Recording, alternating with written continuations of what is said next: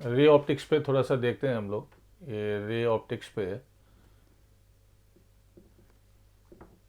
एक आध क्वेश्चन हम लोग इस पे लेते हैं, क्योंकि रे ऑप्टिक्स में मेरा अपना पर्सनल एक्सपीरियंस है कि बहुत सारे बच्चे रे ऑप्टिक्स का सेक्शन देखते ही थोड़ा सा उनको जो कंफर्ट लेवल है वो डिमिनिश हो जाता है, पता नहीं क्यों हो जाता है।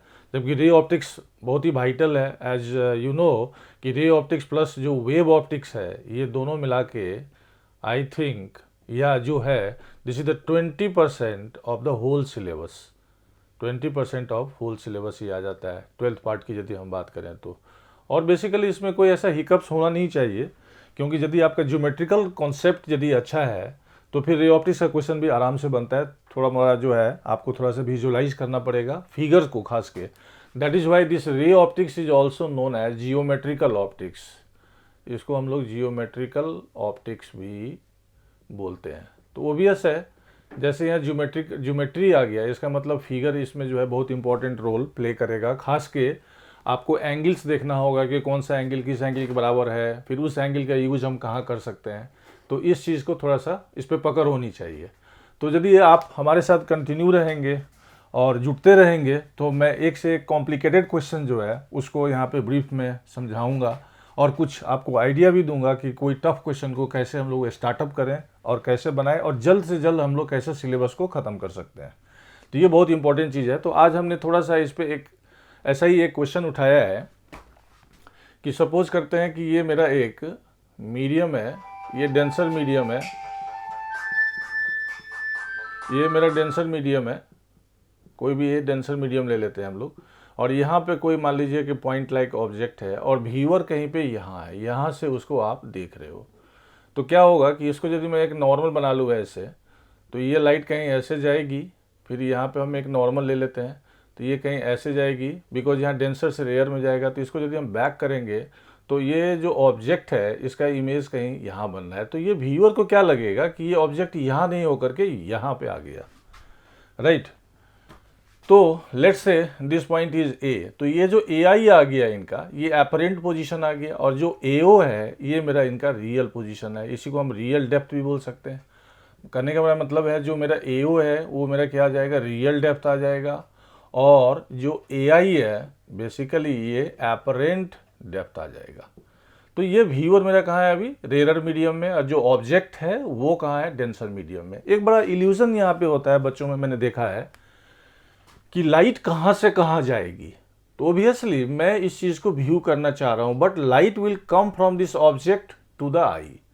तो लाइट यहाँ से हमारी आंख पे आएगी, ये चीज़ को देखना है, क्योंकि जिस चीज़ को हम देख रहे हैं, इसीलिए मिसकॉन्सेप्शन भी है कि जिस चीज़ को हमें देखना है वो लाइट के अंडर में होना चाहिए, क्योंकि लाइट वहाँ से मेरी आई पे या मेरे आंख पे आएगा। तो ये इसका अपरेंट पोजीशन हो गया, ये इसका रियल पोजीशन हो गया। तो ये जो हो रहा है, ये जो इवेंट हो रहा है या ये जो फेनोमेनन है, इसका रीजन है रिफ्रैक्शन। इसमें क्या हो रहा है, बेसिकली ये रिफ्रैक्शन के वजह से ये चीज़ हो रहा है। तो इसमें एक बहुत अच्छा एक इंपॉर्टेंट फार्मूला भी आ जाता है कि म्यू इज इक्वल टू होता है रियल डेप्थ अपॉन में apparent depth. So apparent depth will be equal to real depth upon में ये म्यू आ जाएगा।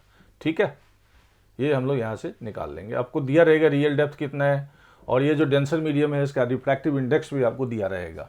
ठीक है, लेकिन कभी कभार क्या होता है कि जब आप क्वेश्चन बड़ा फास्ट वे से जब आप देखते रहते हैं, एकदम से क्वेश्चन को ऊपर से पढ़ लिया तो बना लिया, एडी आ गया, ऑप्शन भी मैच कर गया, क्लिक कर दिया उसको। लेकिन लास्ट मोमेंट में जब आप क्वेश्चन को गौर से पढ़ेंगे, अरे यार इसमें तो शिफ्ट पूछ रहा था ये। तो फिर शिफ्ट का एक्सप्रेशन इसमें हम लोग ये देखेंगे, जो मेरा शिफ्ट आएगा वो देखना है real depth minus apparent depth. Shift कितने का हो गया, देखो ये ऑब्जेक्ट अभी यहाँ है, आपको विजुअलाइज यहाँ हो रहा है। So this is your apparent position, this is it's real position. तो ये जो मेरा ओ आई बना, ये वाला जो सेक्शन आया, इसको हम लोग यहाँ पे शिफ्ट बोलेंगे।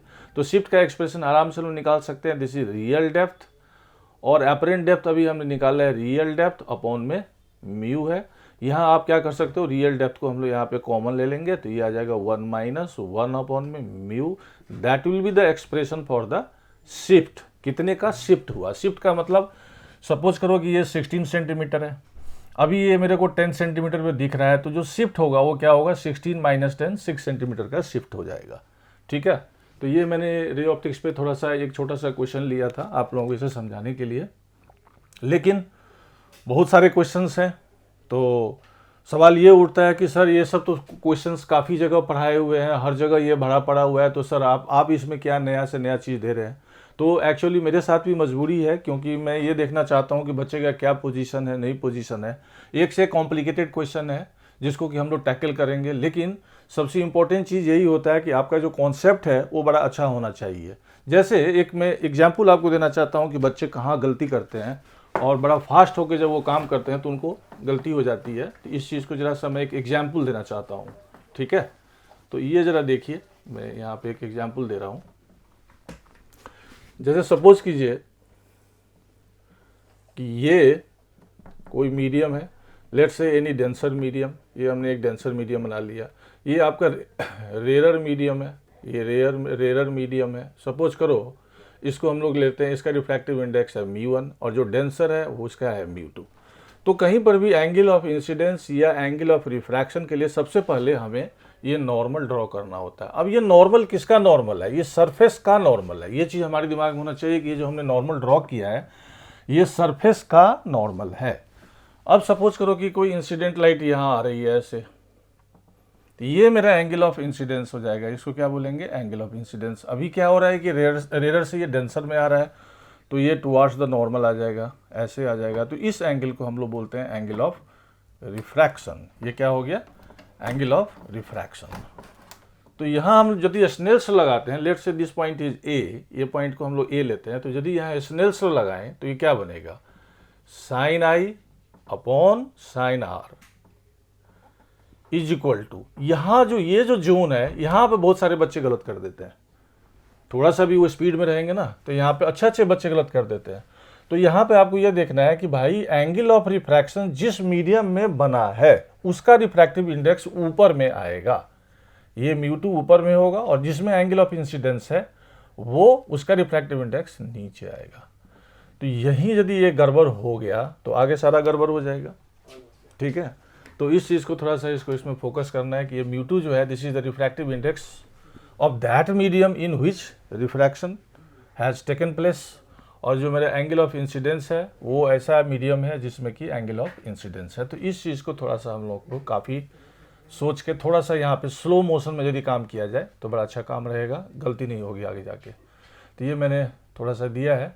फिर रे ऑप्टिक्स पे मैं आगे और भी TIR है, बहुत ही कॉम्प्लिकेटेड सेक्शन है TIR। उसमें कहीं क्वेश्चन मेंशन नहीं होता है कि आपको TIR का कॉन्सेप्ट लगानी है, लेकिन TIR लगती है। तो वो थोड़ा सा जो है सेक्शन आपका बहुत स्ट्रॉन्ग होना चाहिए, ठीक है। उसमें बहुत सारे फिगर्स का भी देखना होता है, कुछ मैथमेटिकल ऑपरेशंस भी हो जाते हैं। तो वो फिर हम नेक्स्ट क्लास में या नेक्स्ट लेक्चर में उसको डालेंगे, राइट।